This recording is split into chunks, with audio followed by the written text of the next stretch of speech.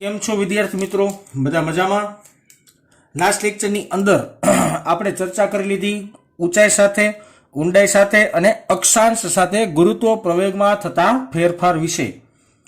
આજના લેક્ચરમાં આપણે ચર્ચા કરવાની છે ખૂબ જ નવા કન્સેપ્ટ, નવા ટોપિકની, જેનું નામ છે ગુરુત્વીય સ્થિતિમાન. ગુરુત્વીય સ્થિતિમાન ગુજરાત બોર્ડ અને JEE નીટ સાથે આપણે ભણવાનું છે. હું જેમ ભણાવું છું એના કરતાં ટેક્સ્ટબુકમાં અલગ હોઈ શકે, પણ કન્સેપ્ટને જો પ્રોપરલી સમજવું હોય, શબ્દનો મતલબ તમારે પ્રોપરલી સમજવું હોય, સૂત્રની યોગ્ય સાબિતી સમજવી હોય, તો હું જેમ કરાવું છું એને તમારે ફોલો કરવું પડે. ગુરુત્વીય સ્થિતિમાન સમજતા પહેલા આપણે સૌથી પહેલા ગુરુત્વીય સ્થિતિમાન કોને કહેવાય એની વ્યાખ્યા વિશે ચર્ચા કરવી પડે. હવે સૌથી પહેલા આ છે એક પૃથ્વી.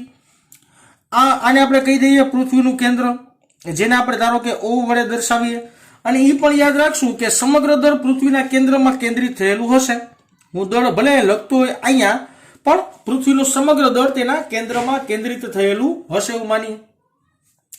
પૃથ્વીના ગુરુત્વાકર્ષણ ક્ષેત્ર અમુક અંતર સુધી હશે. જેમ કે હું આ ટપકા પાસે ચુંબક મૂકું તો એ ચુંબકીય ક્ષેત્ર અમુક એરિયા સુધી પ્રવર્તમાન હોય. તો પૃથ્વી છે તો પૃથ્વીનું ગુરુત્વાકર્ષણ બળ અમુક એરિયા સુધી પ્રવર્તમાન હશે. એનો મતલબ એવો, અહીંયા ગુરુત્વાકર્ષણ બળ હશે, અહીંયા હશે, અહીંયા હશે, અહીંયા હશે, અહીંયા હશે, અહીંયા નહીં હોય. કારણ કે અમુક લિમિટેશન સુધી જેનું ગુરુત્વાકર્ષણ બળ એપ્લાય થતું હશે, પછી શૂન્ય અવકાશ આવી જાય. બરાબર ને? તો પૃથ્વીના કેન્દ્રથી અનંત અંતરે એક વસ્તુ વિચારીએ. આ અનંત અંતરનું બિંદુ છે, જેને ઇન્ફાઇનાઇટ પોઈન્ટ કહીએ આપણે. અનંત અંતરનું બિંદુ છે. એ અનંત અંતરે આપણે એક m દળનો પદાર્થ મૂકીએ, જેનું દળ આપણે 1 કિલોગ્રામ લઈ લઈએ. 1 કિલોગ્રામ એકમ દળ ધરાવતો પદાર્થ કહેવાય. એને શું કહેવાય? એકમ દળ ધરાવતો પદાર્થ.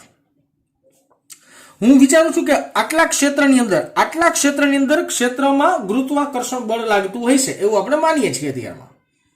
હવે મારે જે અનંત અંતરે રહેલો આ જે એકમ દળ ધરાવતો પદાર્થ છે એને મારે ક્ષેત્રમાંના આ P બિંદુએ લઈ આવવો છે. મારી વાત આખી સમજજો હું શું કહું છું. પૃથ્વીનું ગુરુત્વાકર્ષણ ક્ષેત્ર અથવા ગુરુત્વાકર્ષણ બળ અમુક મર્યાદિત વિસ્તારમાં લાગતું હોય. એ મર્યાદિત વિસ્તારથી બહાર એટલે કે અનંત અંતરે એક એકમ દળ ધરાવતો પદાર્થ હું વિચારું. એ એકમ દળ ધરાવતા પદાર્થને મારે અનંત અંતરેથી ક્ષેત્રમાંનું બિંદુ P પાસે લઈ આવવો છે. આ પદાર્થને ઉપાડીને મારે અહીંયા લઈ આવવું છે. અહીંયા ક્ષેત્ર છે, પાછું અહીંયા ક્ષેત્ર નથી. હવે મારે તમને વાત કરવી પડે ગુરુત્વ સ્થિતિમાન ની વ્યાખ્યા શું બનશે એના વિશે ચર્ચા કરીશ, એટલે મારી તમને થિયોરિટિકલ ભાગ સમજાશે. એની વ્યાખ્યા લખીએ છીએ કે અનંત અંતરે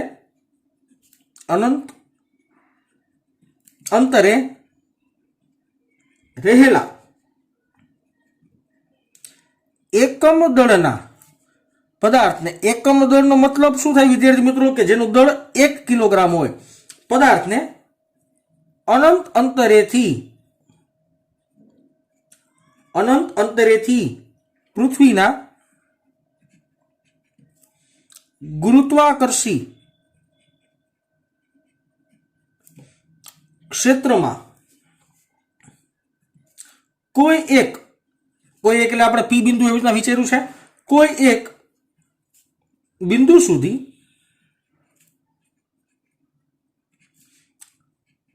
લાવતા.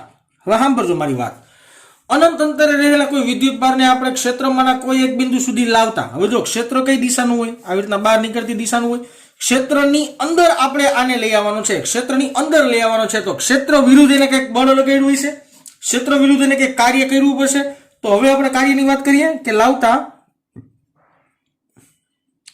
ગુરુત્વાકર્ષી બળ દ્વારા થતા કાર્યના ઋણ મૂલ્યને, વ્યાખ્યા સમજો, ઋણ મૂલ્ય લેવાનું, ઋણ મૂલ્યને તે બિંદુ પરનું ગુરુત્વ અથવા ગુરુત્વીય સ્થિતિમાન, જેને સંજ્ઞા છે ફાઈ, આને ફાઈ બોલાય, કહે છે અથવા કહેવાય. આખી વ્યાખ્યા આપણે પાછી એકવાર રિપીટ કરીએ વિદ્યાર્થી મિત્રો. વ્યાખ્યા શું છે? બહુ સરળ શબ્દોમાં લખેલી છે કે અનંત અંતરે રહેલો એકમ દળ ધરાવતા પદાર્થને અનંત અંતરેથી ક્ષેત્રમાંના કોઈ એક બિંદુએ લઈ આવવામાં આવે તો ક્ષેત્ર વિરુદ્ધ કરવો પડતું કાર્યના ઋણ મૂલ્યને શું કહેવામાં આવે છે? ગુરુત્વીય સ્થિતિમાન કહેવાય છે. ઓકે, સરસ. આ વાત થઈ આપણી સિમ્પલ. હવે જે બિંદુ આપણે ધારેલું છે, જે બિંદુ આપણે પરિકલ્પનામાં લીધું છે, તેનું ઉગમ બિંદુએથી, આને આપણે યામાક્ષ પદ્ધતિમાં પણ વિચારી લે વિદ્યાર્થી મિત્રો. તમને ઉગમ બિંદુ શબ્દ બોલું તો વિચિત્ર ન લાગે, આને આપણે યામાક્ષ પદ્ધતિમાં લઈ લઈએ. આ બધું આ છે ધારો કે એક્સ અક્ષ, આ છે ધારો કે વાય અક્ષ. તો આ થઈ ગયું વિદ્યાર્થી મિત્રો ઉગમ બિંદુ. ઓકે, અને આ પી બિંદુનું ઉગમ બિંદુની સાપેક્ષે સ્થાન સદિશ, પી બિંદુનો ઉગમ બિંદુની સાપેક્ષનો સ્થાન સદિશ જે છે આપણી પાસે આર સદિશ. શું છે? આર સદિશ છે.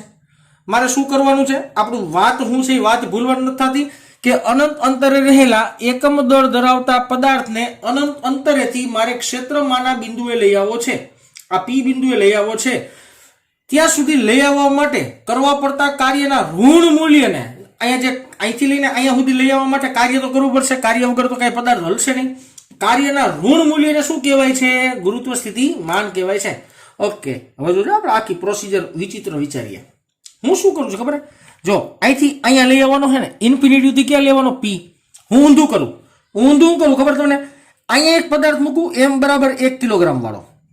કઈ જગ્યાએ? પી બિંદુએ. પી બિંદુએ એમ બરાબર 1 કિલોગ્રામ વાળો પદાર્થ મૂકું.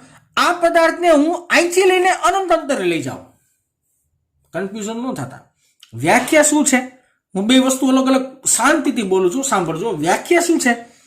અનંત અંતરેથી પી બિંદુએ લઈ આવવા માટે કરવા પડતા કાર્યના ઋણ મૂલ્યને સ્થિતિમાન કહેવાય. ડન. હું શું કરું છું કે પી થી લઈને અનંત અંતરે લઈ જાઉં. પી થી લઈને અનંત અંતરે લઈ જાઉં. જે જવાબ આવશે એનું ઋણ મૂલ્ય કરી નાખીશ. જે જવાબ આવશે એનું ઋણ મૂલ્ય કરી નાખીશ એટલે મને શું મળી જાય? સ્થિતિમાન મળી જાય.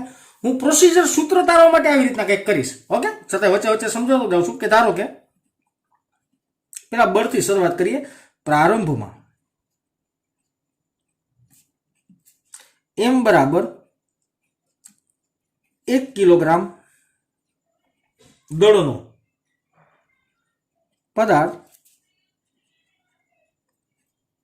પૃથ્વીના કેન્દ્રથી આર અંતરે છે. હું સાબિત કેમ કરું છું? પી બિંદુએથી અનંત અંતરે લઈ જાઉં છું તો આટલું અંતર કેટલું થશે? આર થશે. ઓકે, તો એની વચ્ચે લાગતું બળ કોની વચ્ચે? પૃથ્વીનું દળ અને આનું દળ વચ્ચે લાગતું બળ એફ સદિશ is equal to minus G M E M by R square. અંતરની દિશામાંનો એકમ સદિશ આર કેરેટ. આને આપણે કહીએ સમીકરણ નંબર 1. ઘણા બધા પ્રશ્નો મનમાં હશે, ઉભા રહેજો 2 મિનિટ. ઓકે, સૌથી પહેલો પ્રશ્ન હશે માઇનસ કેમ હશે? માઇનસ કેમ હોય? બળ ગતિની વિરુદ્ધ દિશામાં છે. ઓકે, સમજાવો. મારે આ એમ 1 કિલોગ્રામ દળ ધરાવતા પદાર્થને પી બિંદુએથી અનંત અંતરે લઈ જવો છે. વ્યાખ્યાન ભૂલી જાજો થોડીક વાર પૂરતી. મારે પી બિંદુએથી અનંત અંતરે લઈ જવો છે તો આવી રીતના ગતિ થશે, આ દિશામાં ગતિ થશે આવી રીતના. હા કે ના? બરાબર. ક્ષેત્રને કારણે આ પૃથ્વીના ગુરુત્વાકર્ષણ બળને કારણે આ એમ દળનો પદાર્થ કઈ બાજુ ખેંચાય? પૃથ્વી બાજુ ખેંચાય. હા કે ના? તો પદાર્થ ઉપર ઘા કરો નીચે આવી જાય ને. આ પદાર્થ પૃથ્વી બાજુ ખેંચાય તો ક્ષેત્રમાં લાગતું બળ કઈ દિશામાં થયું? પૃથ્વી બાજુ. પણ તમે લઈ કેમ જાઓ છો ઓલી બાજુ? તો બેની દિશા વિરુદ્ધ થઈ ને તો નિશાની કેવી આવે? માઇનસ આવે. ઓકે, અંતર એટલે આર સદિશ છે તો આર સદિશની દિશામાંનું એકમ સદિશ આપણે લખવું પડે, જે લખશું આર કેપ. બરાબર ને? ઓકે, સદિશ લખ્યો છે બરાબર ને, એટલે આર કેપ આવશે. આ આપણે ચોથા ચેપ્ટર ઉપરથી ખબર છે. ઓકે, હવે આપણે એ પણ લખી નાખીએ કે આ જે બળ લાગ્યું એને લીધે થતું કાર્ય, આ બળને લીધે થતું અતિ સૂક્ષ્મ સ્થાનાંતર dr છે. હમણાં સમજાવું. હવે જો સમજાવો.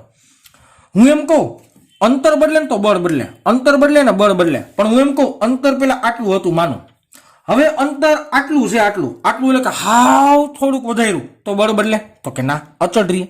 કારણ કે થોડાક એવા અંતરના ફેરફાર બળ થોડા ફરી જાય. હે, પાછું અહીંથી થોડુંક સ્થાનાંતર કરું તો બળ બદલે? નો બદલે ને. અંતર ભલે થોડુંક બદલે રાખે છે, પણ બળ એટલું બધું નહીં બદલે. તો હું આ આખો જે માર્ગ છે ને, આટલા માર્ગને આવી રીતના નાના ઘણા બધા ભાગમાં વિભાજિત ધારી લો. આને આપણે કહી દઈએ ડી આર સ્થાનાંતર. કેટલું સ્થાનાંતર થયું? સૂક્ષ્મ સ્થાનાંતર ડી આર સ્થાનાંતર છે. આ બળને લીધે અતિ સૂક્ષ્મ ડી આર જેટલું સ્થાનાંતર થાય છે. ઓકે, હવે અહીંયા લખી રાખીએ. તો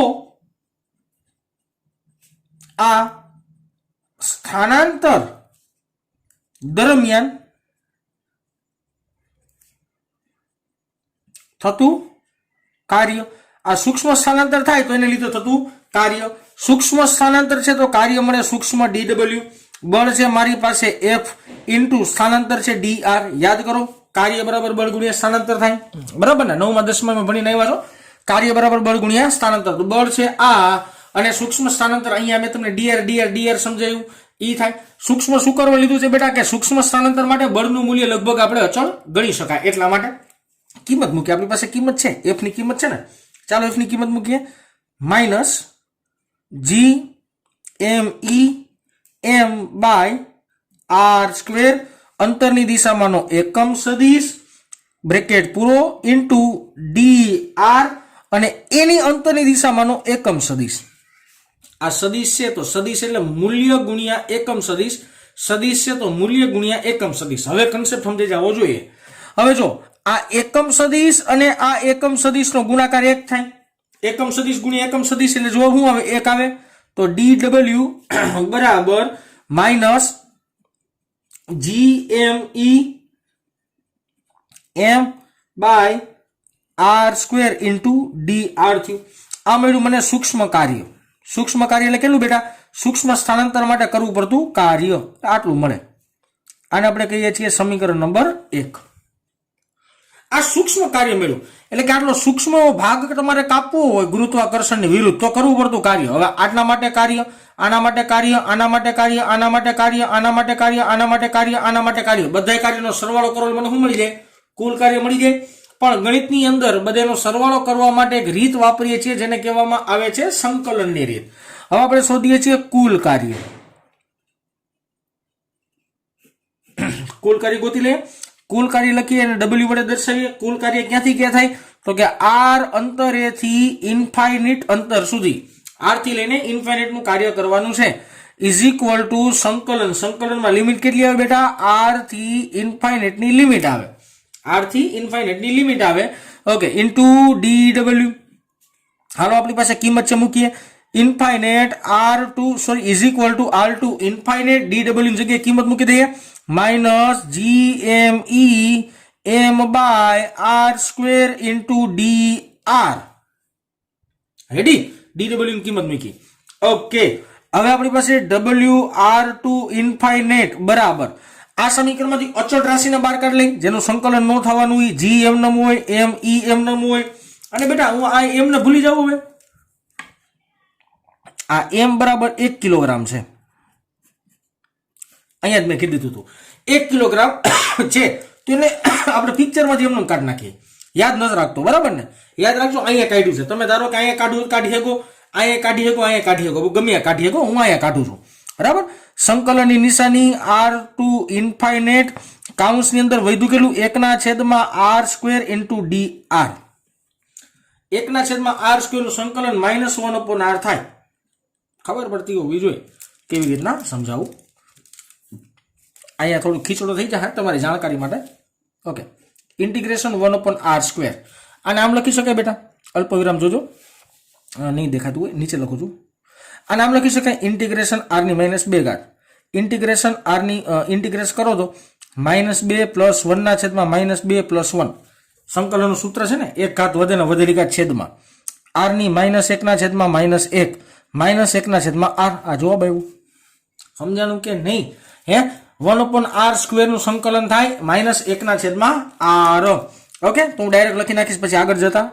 WR2 ઇન્ફાઇનેટ બરાબર -GME બ્રેકેટની અંદર સંકલન થાય 1/-r, લિમિટ થાય r થી લઈને ઇન્ફાઇનેટ.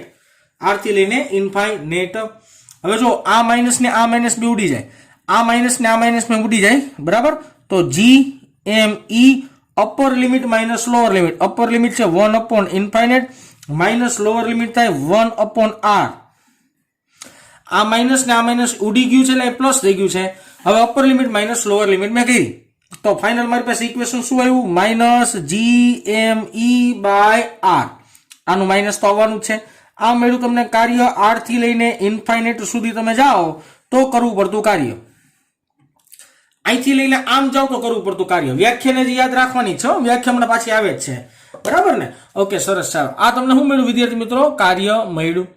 હવે થોડુંક આવી રીતના નીચે કરવું પડશે, નકર દેખાશે ને એવું લખીશી.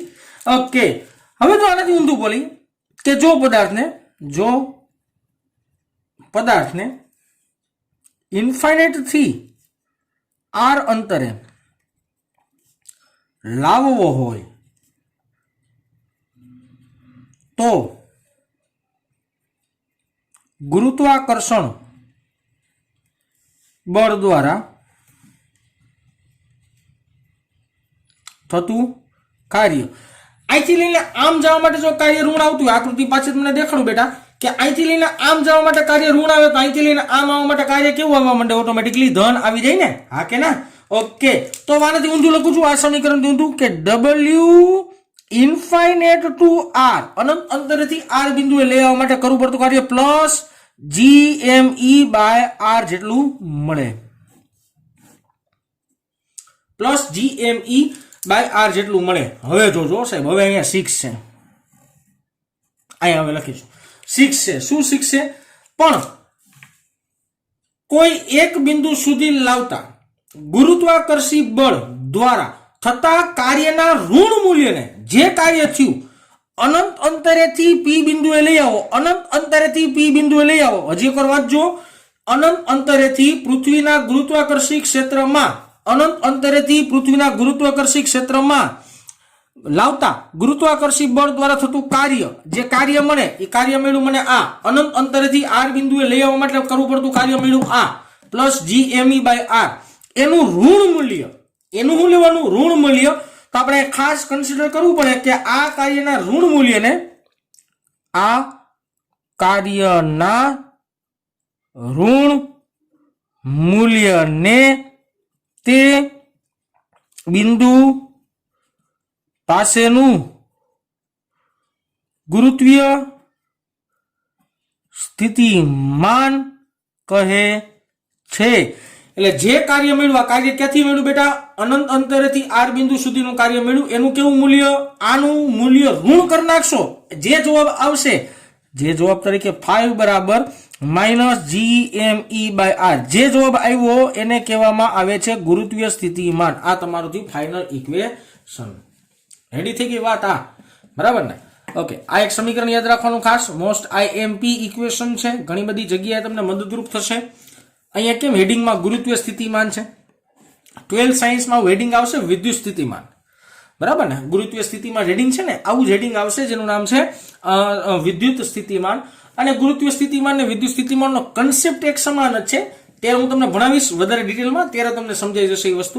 પણ કહેવાનો મતલબ એવો છે કે તમે કાર્ય પહેલા ગોઈતું p થી લઈને અનંત અંતર સુધીનું, પછી ઈ જે મળ્યું એને નિશાની ઉલટાવી નાખી એટલે તમને અનંત અંતરેથી r નું કાર્ય મળ્યું. એનું આપણે પાછું ઋણ મૂલ્ય કરી નાખીએ એટલે આપણે આપણો જવાબ મળી જાય. તો પૃથ્વીના ક્ષેત્રમાં રહેલા કોઈ એક બિંદુએ મારે સ્થિતિમાન શોધવું તો આ સમીકરણની મદદથી શોધી શકાય. બીજા પ્રશ્ન ઘણા બધા થાય. કેવી રીતના? ધારો કે આ બિંદુ સપાટી પરનું હોય તો આ p બિંદુ સપાટી પરનું જોઈ તો અહીંયા બિંદુ વિચારીએ તો અહીંથી લઈને આટલું અંતર કેટલું થાય બેટા? પૃથ્વીની ત્રિજ્યા જેટલું થાય ને. તો અહીંયા છેદમાં r ની જગ્યાએ શું આવી જાય? પૃથ્વીની ત્રિજ્યા આવી જાય, બરાબર? એવા મેં કન્સેપ્ટ અમુક JEE નીટ માટે સાહેબ અહીંયા લખેલા છે. જે સૂત્ર આપણે તારવવાના નથી, પણ એ સૂત્ર આપણે યાદ રાખવાના છે, બરાબર ને? યાદ રાખવાના મીન્સ કે મનમાં રાખવાના, એમ કે આવા કંઈક સૂત્ર હતા. સૌથી પહેલું નિયમિત ઘન ગોળાનું ગુરુત્વીય સ્થિતિમાન. નિયમિત ઘન ગોળો, ઘન ગોળો એટલે પૃથ્વીને આપણે ઘન ગોળો ધારી શકીએ. ઘન ગોળો એટલે આવી રીતના નક્કર હોવો જોઈએ. આ ઘન ગોળો થયો. ગોળાની સપાટીની બહાર એટલે કે આ ગોળાનું કેન્દ્ર છે, ગોળાની સપાટીનું બહારનું બિંદુ એટલે આ બહારનું બિંદુ છે. આ બહારના બિંદુનું નામ આપ્યું P, જેના માટે સ્મોલ r નું મૂલ્ય r કરતા મોટું હોય. સ્મોલ r નું મૂલ્ય આ ગોળાની ત્રિજ્યા છે કેપિટલ R, એના કરતા આ અંતર સ્મોલ r મોટું હોય. તો સૂત્ર થાય 5 - gm/r, જે આપણે અહીંયા હમણાં નીચે તાર્યું. હવે ગોળાની સપાટી પર, હવે આ જ બિંદુ જો હું સપાટી પર વિચારું તો આ જે અંતર થાય, અંતર કેટલું થાય? ત્રિજ્યા જેટલું જ થાય. તો r ની જગ્યાએ શું લખી નાખવાનું? કેપિટલ R લખી નાખવાનું. હવે એના પછી ગોળાની સપાટીની અંદર, ધારો કે એ જ બિંદુ સપાટીની અંદર લઈ આવવામાં આવે તો, સપાટીની અંદર લઈ આવવામાં આવે તો આટલું અંતર થાય બેટા, એને સ્મોલ r કહેશું. સપાટીની અંદરના બે બિંદુ વચ્ચેનું અંતર સ્મોલ r કહેશું, જેને આપણે દર્શાવીએ 5 ઇન્ટરનલ, I એટલે internal, is equal two -gm/2r, r એટલે પૃથ્વીની ત્રિજ્યા, કેપિટલ R એટલે પૃથ્વીની ત્રિજ્યા, બ્રેકેટની અંદર 3 - r/r, small r by capital R નો વર્ગ, અને બ્રેકેટ પૂરો.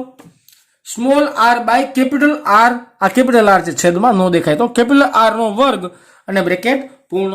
તેનું આ સમીકરણ આપણે યાદ રાખશું. સમીકરણની સાબિતીમાં નહીં પડીએ, કારણ કે આપણે JEE નીટમાં સાબિતી કોઈ નથી પૂછતું, સૂત્ર યાદ હોવું જોઈએ દાખલો ગણવા માટે. તો જ્યારે આવો કેસ આવે તો આવું સૂત્ર વાપરી શકાય એમ. સાબિતી છે, ખરેખર છે, પણ એમાં પડવાની જરૂર નથી બેટા. ખોટો આપણે અડધી પોણી કલાકનો ટાઈમ બગાડવો અને આ સૂત્રમાં સાબિતી તો આપણે ગોખવાની હોય જ નહીં. હા, 12માં અમુક કન્સેપ્ટ આવશે ને એની અંદર અમે તમને સાબિતી પણ કરાવતા હોય કે આ સાબિતી તમારે યાદ રાખવી પડે કે કેવી રીતના સૂત્ર બન્યું, એ તમને ખબર હોય તો જ ખબર પડે કે સૂત્ર કેવી રીતના વાપરવું. પણ અહીંયા એવો કઈ કન્સેપ્ટ છે ને એટલા માટે. હવે જો આજ બિંદુ તમે કેન્દ્ર પર વિચારો તો, આ કેન્દ્ર પર એક્ઝેક્ટલી વિચારો તો r બરાબર 0 થઈ જાય ને, તો અહીંયા r બરાબર 0 મૂકી દો તો જવાબ આવી જાય -3/2 gm/r. આને લખ્યું છે 5 CE, CE એટલે કે સેન્ટર. તો સિમ્પલ વાત થઈ નિયમિત ઘન ગોળા માટે. હવે આપણે ચર્ચા કરીએ છીએ, વાત કરીએ છીએ ગોળાકાર કવચનું. કવચનું મીન્સ કે પાતળો આવી રીતના કવચ જ હોય, ઉપલો ભાગ, અંદર કાંઈ ન હોય, અંદર ખાલી જગ્યા હોય. કવચ માટે ગુરુત્વ સ્થિતિમાન. હવે જો આ કવચનું કેન્દ્ર છે, આ P બિંદુ, કવચની બહારના વિસ્તારનું બિંદુ, તો સમીકરણ થાય -gm/r. અહીંયા જોયું ઈ થાય. કવચની સપાટી પર એટલે આ જગ્યાએ આટલું અંતર તો કેપિટલ R થશે, તો સમીકરણમાં ખાલી સ્મોલ r ની જગ્યાએ કેપિટલ R કરવાનો. હવે જો અંદરના વિસ્તારમાં પણ જોવા જાવ ને, અંદરના વિસ્તારમાં તો સપાટી પર જેટલું હોય ને, સપાટી પર જેટલું હોય ને એટલું જ અંદરના વિસ્તારમાં મળે તમને. સ્થિતિમાન ગોળાકાર કવચમાં જેટલું સપાટી ઉપર હોય ને એટલું જ અંદર મળે, જ્યારે અહીંયા એવું નહોતું થતું. અહીંયા જેટલું સપાટી ઉપર હતું એના કરતા અંદર કંઈક અલગ આવતું હતું. જ્યારે કવચ લેવામાં આવશે ત્યારે જેટલું સપાટી પર હોય ને એટલું જ એની અંદર મળે. હવે આ જ વસ્તુને મારે તમને આલેખની અંદર રજૂ કરવી હોય તો કરી શકાય. આનો આલેખ આપણા જૂના સિલેબસની ચોપડીમાં હતો એટલે મારે તમને યાદ દેવડાવવો પડે. આ છે અંતર વિરુદ્ધ સ્થિતિમાનના ફેરફારનો ગ્રાફ. ઓકે, આ થાય પૃથ્વીનું કેન્દ્ર. કેન્દ્રથી લઈને સપાટી સુધી આ બિંદુ આવ્યું છે, ઈ બન્યું r બરાબર r. આ કેન્દ્ર છે, O કહી દો. કેન્દ્રથી લઈને સપાટી સુધી સ્થિતિમાનનું મૂલ્ય અચળ. જેવું તમે સપાટીથી બહાર નીકળશો એમ r ના પ્રમાણમાં ઘટે. જેમ તમે સપાટીની બહાર નીકળશો, જોઈ લ્યો સપાટીની બહાર જાઓ તો ઈ 1/r, r ના સમપ્રમાણમાં, વ્યસ્ત પ્રમાણમાં ઘટે છે. એનો મતલબ એવો થયો કે જો તમે કેન્દ્રથી લઈને સપાટી સુધી જતા હોય તો ગ્રાફ બદલાય નહીં, કારણ કે અહીંયાનું મૂલ્ય અચળ જ હોય. કેટલું મૂલ્ય અચળ હોય બેટા? -gm/r જ હોય. જેમ તમે બહાર જશો તો તમને મૂલ્ય મળશે -gm/r, એટલે જેમ r વધતું જશે તેમ સ્થિતિમાન ઘટતું જશે. આવો તમને ગ્રાફ મેળવી શકાય. તો આ વાત થઈ વિદ્યાર્થી મિત્રો, ગુજરાત બોર્ડ, JEE નીટ બધાય કન્સેપ્ટને કવર અપ કરીને ગુરુત્વીય સ્થિતિમાન વિશેની.